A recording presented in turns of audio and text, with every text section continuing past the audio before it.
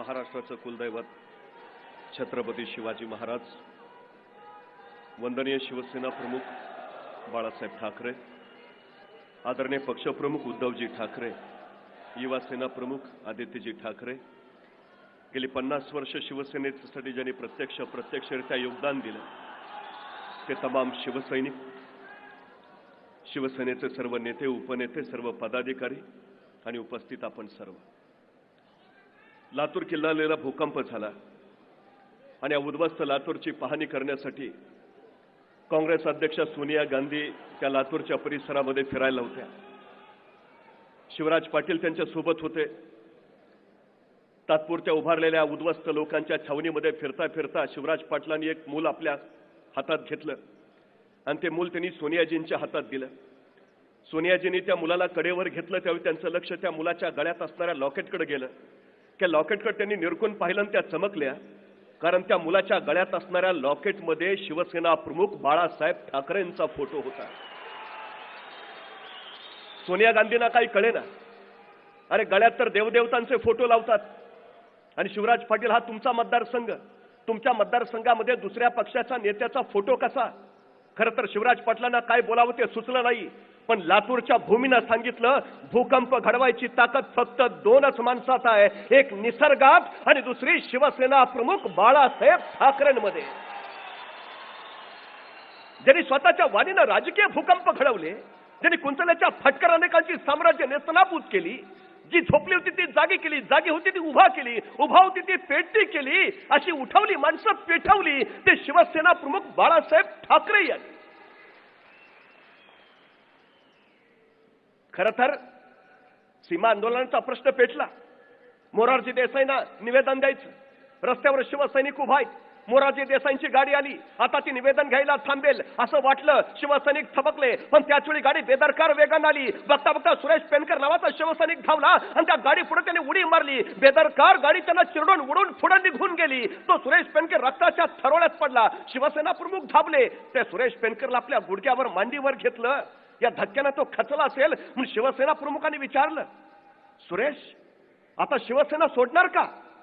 तसा तो सुरेश म्हणाला, साहेब वाघाचे बछडे जगतात वाघासारखे आणि मरतात सुद्धा वाघासारखेच. असा गाडी खाली पडून मरणार नाही आणि मरेपर्यंत भगवा सोडणार नाही, अशी मराठी अस्मितेची आणि हिंदुत्वाच्या ताकदीची माणसं शिवसेना प्रमुखांनी उभा केली. शिवसेना होती म्हणूनच मुंबई महाराष्ट्रात राहिली. शिवसेना होती म्हणूनच महाराष्ट्र अखंड राहिला.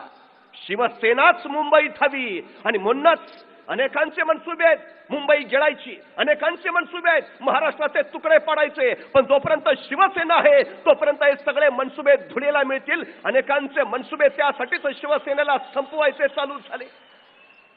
पण शिवसेनेचा कबिला अशा संकटांचा भंडारा उचलतच उभा राहिलाय. अशी कैक संकट आली, अशी कैक वादळ आली, अशा कैक आगीतून शिवसेना उधळून निघाली आणि ताकदीनं गरजत राहिली. आम्ही कुणाच्या वाटेवर जात नाही, पण आमच्याच वाटेवर येऊन कुणी आमच्याशी वाटमारी करायचा प्रयत्न केला तर त्याच्या वाटेवर जाऊन त्याची वाट लावल्याशिवाय आम्ही आमच्या वाटेवर परतत नाही. महाराष्ट्रात दुबळ्यांचा आणि भेकडांचा कधी जन्मच होत नाही. इथं जन्म होतो वाघांचा. भेटीला आलात तर गळाभेट घेऊ, दगा करायचा प्रयत्न केला तर कोतळा बाहेर काढू, हे शिवसेनेनं सातत्यानं सांगितलंय. असे काही हल्ले परतवून लावले, असे काही संकट पचवली. शिवसेना त्यातूनच ठामपणे आणि भक्कमपणे उभा राहिली. मुंबईसाठी शिवसेनाच हवी नव्हे, ती राहायलाच हवी. तुमचं माझं बिघडणार नाही, तुमचं माझंच बिघडणार आहे. कुणाचं बिघडेल? अहो नवलकरांच्या भाषेत जर सांगायचं झालं तर फडणवीस जातील नागपूरला, महाजन जातील जळगावला, चव्हाण जातील नांदेडला, पवार जातील बारामतीला. मुंबई उद्ध्वस्त झाली तर सोसावं लागेल इथल्या भूमिपुत्रांना. म्हणून मुंबई शिवसेनेची हवी, कारण मुंबई राखायचं सामर्थ्य आणि मुंबई संपन्न करायचा मंत्र फक्त शिवसेनेकडे आहे, फक्त शिवसेनेकडे. आणि मुंबईनं तेच तर केलं. सीमा आंदोलनासाठी हुतात्मे देणारी शिवसेना. गांधी हत्येनंतर ज्यावेळी शिखांचं शिरकाण झालं त्यावेळी एकाही शिखाकडे मुंबईत डोळे वर करून बघायची कुणाची ताकद झाली नाही. राष्ट्रपती ज्ञानी झैलसिंग मुंबईत आले त्यावेळी शिवसेना प्रमुखांना भेटले आणि ते शिवसेनेमुळं. 93च्या दंगलीमध्ये तमाम हिंदू वाचले ते शिवसेनेमुळं. आज मुंबई देशाची आर्थिक राजधानी म्हणून लौकिक मिळवतीये शिवसेनेमुळं. सुदृढ मुंबई, सुरक्षित मुंबई, सुंदर मुंबई पक्षप्रमुख उद्धवजी ठाकरेंच्या नेतृत्वाखाली मुंबई महाराष्ट्राची राजधानी म्हणून झेपावतीये ती फक्त आणि फक्त शिवसेनेमुळं.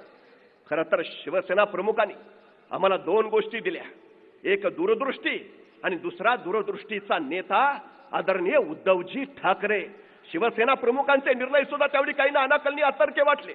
आणीबाणीला पाठिंबा नव्हे, आणीबाणीला पाठिंबा नाही, तो आणीबाणीच्या शिस्तीला पाठिंबा होता. पाकड्यांना भारतामध्ये क्रिकेट खेळायला बोलवायचंच नाही, तेवढे अनेकांनी प्रश्न उपस्थित केले. खेळ आणि राजकारण्यांचा संबंध कसा?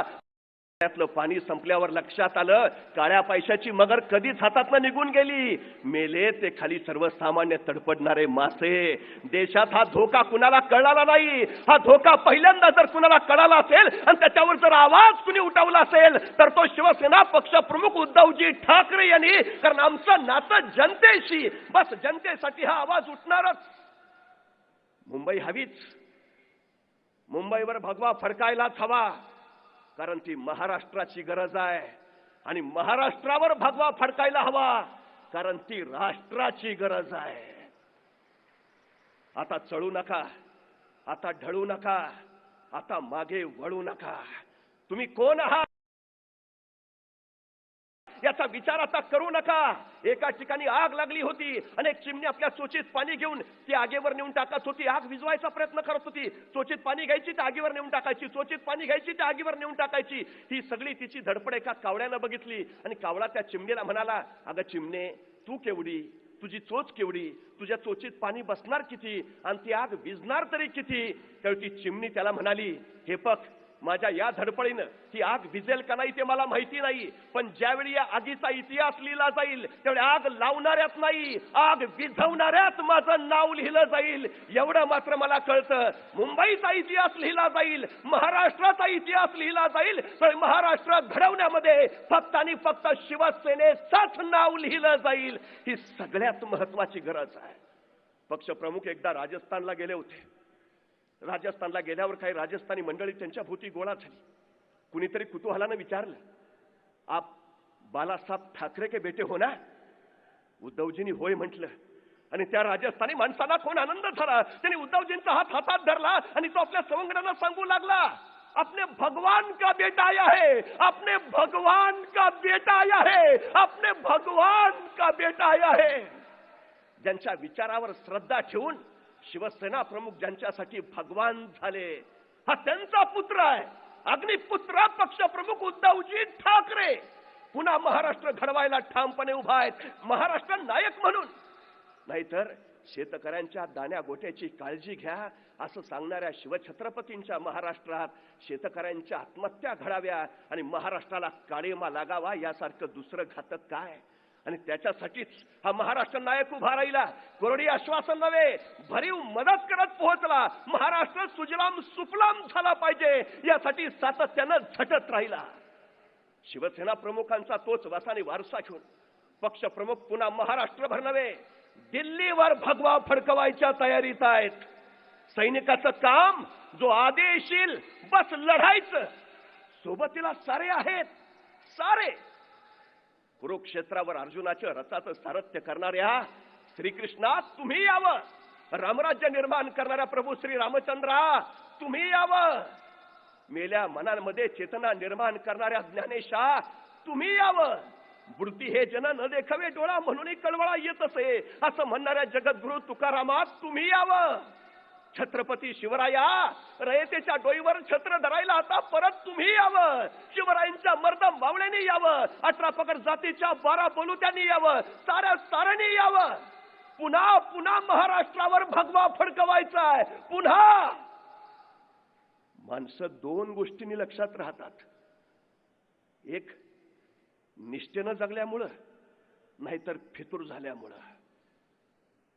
तानाजी कोंडाना सर करताना बलिदान देता झाला म्हणून लक्षात राहिला, आणि कोंडाजी फितूर झाला म्हणूनही लक्षात राहिला.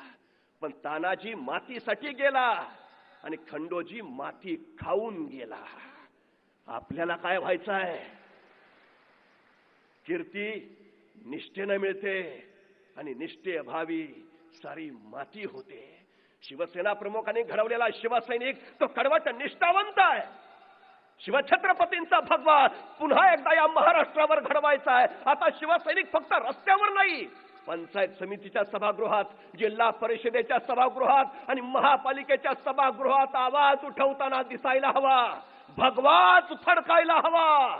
आता उठा, घुमू द्या किलकारी जय भवानीची, होऊ द्या ललकारी हर हर महादेवची, आणि उठू द्या पुन्हा आवाज, आवाज कुणाचा.